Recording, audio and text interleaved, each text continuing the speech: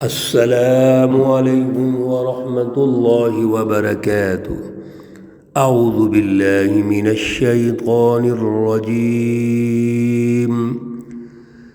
بسم اللہ الرحمن الرحیم۔ افلم ينظروا الى السماء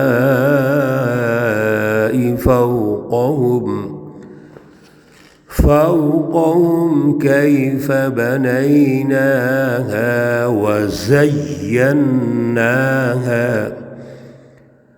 وزيناها وما لها من فروج۔ صدق الله العلي العظيم۔ اللهم صل على سيدنا ومولانا محمد النبي الأمي وعلى آلہ واصحابہ وبارک وسلم وصلی علیہ۔ معزز سامعین و سامعات، سورۃ قاف پارہ نمبر 26، آیات مقدسہ 6، 7 اور 8 ہیں۔ اللہ رب العزت ان آیات کا فہم اور شعور عطا فرمائیں اور عمل کی توفیق اور صلاحیت عطا فرمائیں۔ گزشتہ درس میں اللہ رب العزت نے سچی رہنمائی، قرآن پاک کی جو تاثیر ہے عملی نظام کے اعتبار سے، اس کے حوالے سے ارشاد فرمایا کہ جب رسول اللہ صلی اللہ علیہ وسلم اس کی تاثیر پیدا کرنے کے لیے اس وقت کا جو فرسودہ نظام ہے، ظالمانہ نظام، شرک اور کفر پر جو مبنی ہے، اس کو چیلنج کرتے ہیں، تو آگے سے کفار یہ کہتے ہیں کہ پہلی بات تو یہ ہے کہ یہ جو منذر ہے، ہادی ہے، رسول ہے، یہ ہم میں سے ہے اور ہے بھی یتیم۔ تو رسول اللہ صلی اللہ علیہ وسلم پر اعتراض کرتے ہیں کہ ہمارے اندر سے یہ کیسے آ گیا، تعجب کرتے ہیں، اور پھر یہ جو قرآن پاک سچی رہنمائی ہے یہ ان کو دے دی ہے، عجیب بات ہے یہ۔ اور رسول اللہ صلی اللہ علیہ وسلم کی سچی رہنمائی کے مقابلے میں یہ کہتے ہیں، جب آپ نے یہ کہا کہ اس پر غور کرو، کل کو اللہ کے سامنے پیش ہونا ہے، اللہ باقاعدہ جواب طلبی کریں گے، تو آگے سے کہتے تھے یہ کیسے ہو سکتا ہے کہ ہم مر جائیں اور مرنے کے بعد پھر مٹی ہو جائیں، مٹی میں ہمارے جسم مل گئے تو پھر کیسے دوبارہ زندہ ہوں گے؟ رجع بعید۔ جبکہ قرآن پاک نے دوسری جگہوں پر دلائل دیے ہیں کہ غور کرو اندھو، عقل کے اندھو، جو خدا پہلی دفعہ پیدا کر سکتا ہے وہ دوبارہ پیدا نہیں کر سکتا۔ کئی دلائل اللہ رب العزت دے چکے ہیں۔ اللہ رب العزت نے فرمایا کہ اگر تم ختم بھی ہو جاؤ تو اللہ کے پاس پورا ریکارڈ ہے، کتاب حفیظ، اور وہ ریکارڈ ایسا ہے جو تمہارے ہر لمحے کی رپورٹ ہے، پورا ڈیٹا ہے وہ۔ اس ڈیٹے کا کیسا انکار کر دو گے؟ اور وہ ڈیٹا تو ایسا ہے کہ وہاں تمہاری جلد بولے گی، تمہارا ایک ایک عضو وہاں بولے گا جو تم نے کیا ہے۔ اصل چیز مائنڈ سیٹ ہے، کیا میں نہ مانوں، میں قبول نہیں کروں گا۔ سچی رہنمائی اور سچے علم کی تلاش ہی نہیں ہے، جستجو نہیں ہے۔ میرے عزیزو، میں کل بھی عرض کر رہا تھا، آج ہمارا بھی یہ فالٹ ہے، ہم قرآن پاک کی سچی رہنمائی کو آج بھی نہیں سمجھ رہے، اسوہ رسول اللہ کو آج بھی نہیں سمجھ رہے۔ آج بھی ہمارا جو تعلق ہے قرآن سے، اللہ سے، رسول اللہ صلی اللہ علیہ وسلم سے، وہ بس عقیدت کا تعلق ہے۔ لیکن جو قوف جو قرآن کی تاثیر ہے معاشرے کے اندر، وہ رسول اللہ صلی اللہ علیہ وسلم نے پیدا کی، وہ نہیں سمجھ رہے۔ میرے عزیزو، کیا کفار مکہ کو رسول اللہ صلی اللہ علیہ وسلم کی صداقت پر اعتراض تھا؟ امانت اور دیانتداری پہ کوئی اعتراض تھا یا شک تھا؟ وہ تو آپ کو الصادق الامین کہتے ہیں، نیک اور بزرگی کے اعتبار سے سب سے بہتر سمجھتے ہیں۔ ویسے عام جو کریکٹر ہے سوسائٹی میں وہ سب سے اونچا سمجھتے ہیں۔ پھر یہاں کیا اختلاف ہو گیا ہے؟ یہاں اختلاف ایک ہی ہے کہ جو فرسودہ نظام ظلم کا، کفر اور شرک کا موجود ہے اس کو وہ ختم نہیں کرنا چاہتے، اور رسول اللہ صلی اللہ علیہ وسلم جو نظام قائم کرنا چاہتے ہیں، سچی رہنمائی اور اعلیٰ پروگرام دینا چاہتے ہیں، وہ ہے قاف والقرآن المجید۔ اس کا اختلاف ہے۔ آج کے درس میں اللہ پھر جھنجھوڑتے ہیں ان کو۔ اللہ رب العزت ہمیشہ تربیت فرماتے ہیں، اس وقت کے کفار اور مشرکین اور انسانوں کی بھی تربیت کی، آج بھی تربیت کرتے ہیں۔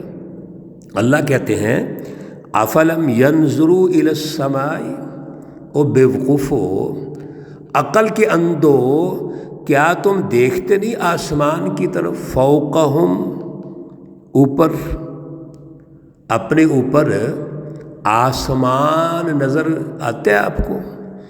کیف بنیناہا، ہم نے اس کو کیسے بنایا؟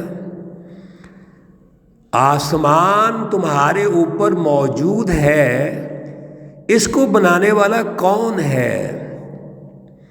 اب قرآن پاک نے جو آسمان کی بناوٹ، تخلیق کے بارے میں مختلف جگہوں پر وضاحت کی، اللہ نے ارشاد فرمایا، وہ پہلے بھی کچھ عرض کر چکے ہیں اور اس کی تفصیلات ہیں۔ یہاں تو صرف اللہ یہ ارشاد فرما رہے ہیں کہ آپ غور تو کرو کہ تمہارے اوپر آسمان ہے، بنا ہوا ہے، کہ کوئی ہے بنانے والا؟ پھر ایک اور غور کرو، وَزَيَّنَّاهَا، اور ہم نے اس کو مزین کر دیا۔ آسمان بنایا، پیدا کیا، اور اس کو پر رونق بنا دیا۔ مختلف ستارے نظر آ رہے ہیں جو آسمان کو رونق دے رہے ہیں، آسمان کو خوبصورتی پیدا کر رہے ہیں۔ یہ پر رونق اور خوبصورت جو نظارہ ہے یہ کس نے پیدا کیا؟ پھر تیسری بات، وَمَا لَهَا مِن فُرُوجٍ، اور اس میں ایک چھوٹا سا سوراخ بھی نظر نہیں آتا۔ آسمان پر رونق اور محفوظ اور بغیر ستون کے، سبحان اللہ۔ آپ کو چھت بناؤ چھوٹی سی، بڑے سے بڑا انجینئر بھی اس کو پکا کرنے کے لیے اس میں پلر قائم کرتا ہے، سریا ڈالتا ہے۔ یہ آسمان جو بغیر ستون کے مزین، خوبصورت بنایا، اور آج تک کوئی سوراخ ہوا اس میں؟ اس کی چھت میں کہیں کوئی سوراخ ہے؟ کوئی کنگرا گرا، کوئی پلاسٹر ٹوٹا، کوئی کبھی رنگ خراب ہوا ہے آسمان کا؟ کیا یہ کافی نہیں اللہ رب العزت کی بڑائی کے لیے، یہ غور و فکر کے لیے؟ پھر اور دیکھو، والارض مددناہا، اللہ نے زمین کو پھیلا دیا۔ زمین کیا تھی پہلے، پھر اللہ نے اس کو پھیلا دیا، اور پوری دنیا آج زمین پہ رہتی ہے، سفر کرتی ہے۔ اس کی بھی میرے عزیزو تفصیل ہے زمین کی تخلیق کی۔ پھر وَالْأَلْقَيْنَا فِيهَا رَوَاسِيَ، کہ اللہ نے اس میں بڑے بڑے پہاڑ وہ رکھ دیے، زمین کو مستقر بنا دیا، ٹھکانہ بنا دیا، اور بڑے بڑے پہاڑ رکھ دیے اللہ نے، اور آج تم اس پہ رہتے ہو۔ وَأَنبَتْنَا فِيهَا، اور اس زمین سے اللہ نے اگایا، من کل زوج بہیج، ہر قسم کی رونق کی چیز، جوڑا، اور رونق اللہ نے رکھ دی، اس کی بھی میرے عزیزو تفصیلات ہیں۔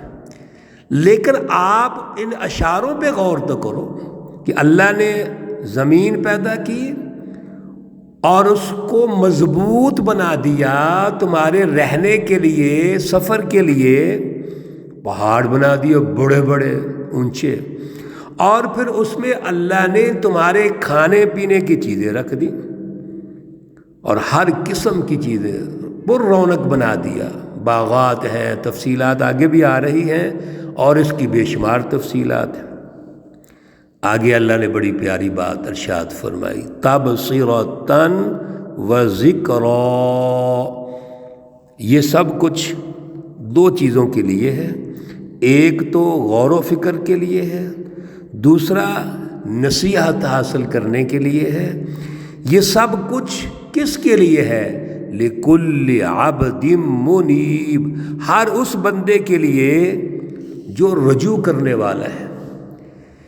یہ تمام اللہ کی کائنات اور اس کا حسن، اس کی خوبصورتی، یہ ساری انسانیت کے لیے ہے، اور اس شخص کے لیے جو سوچتا ہے، جو غور و فکر کرتا ہے، جو کچھ حاصل کرنا چاہتا ہے، جس میں ضد نہیں، تکبر نہیں، جو سچی تعلیم لینا چاہتا ہے، سچی تربیت لینا چاہتا ہے، عبد منیب، رجوع کرتا ہے، جو اللہ رب العزت کی رہنمائی کو سمجھنا چاہتا ہے۔ میرے عزیزو، یہاں سے ایک اور بات کا پتہ چل گیا کہ دنیا کے اندر ترقیات اس قوم کو ملیں گی، سائنس اس قوم کو ملے گی جو ریسرچ کرنا چاہے گی۔ آج قرآن پاک کے ذریعے سے اگر آپ ترقیات چاہتے ہیں، اس سچی رہنمائی سے اگر آپ دنیا کی ترقیات بھی چاہتے ہیں، ذہن کی ترقی اعلیٰ فلسفی سے ملے گی، اور دنیا کی ترقی سیاسی، معاشی اور معاشرتی عدل کے نظاموں سے ملے گی، غور و فکر سے ملے گی، سائنس سے ملے گی۔ سائنس اسی کو کہتے ہیں، سائنس غور و فکر کا نام ہے، سائنس جستجو کا نام ہے، سائنس اللہ کی تمام جو تخلیقات ہیں ان کی دریافتوں کا نام ہے۔ سب کچھ اللہ نے پیدا کر دیا، کوئی چیز ایسی نہیں جو اللہ نے پیدا نہیں کی، لیکن ان کو دریافت کرنا ہے، جستجو کرنی ہے، ان کو ہم نے حاصل کرنا ہے، اور حاصل کر کے اپنے لیے اور پوری انسانیت کے لیے مفید بنانا ہے۔ اسی کو سائنس کہتے ہیں۔ یہ کوئی سائنس ہے آج امریکہ اور یورپ کی سائنس، جس کے نتیجے میں دنیا کو تباہ کیا جا رہا ہے۔ ہمارے تیسری دنیا کے ممالک، غریب ممالک کے پہ قبضہ کیا، قبضہ کر کے ان کے وسائل کو استعمال کیا، ظلم کیا، انسانیت کو اللہ سے دور کر دیا۔ یہ کوئی سائنس ہے؟ یہ کون سی سائنس ہے کہ سائنس پیدا کر کے دنیا کو دھمکیاں دے رہے ہو؟ تم دنیا کو تباہ کرنے کی کوشش کر رہے ہو، اور تباہ کیا انہوں نے، جنگیں پیدا کر کے دنیا کو تباہ کر دیا۔ سائنس تو ترقیات کا نام ہے، ایجادات کا نام ہے۔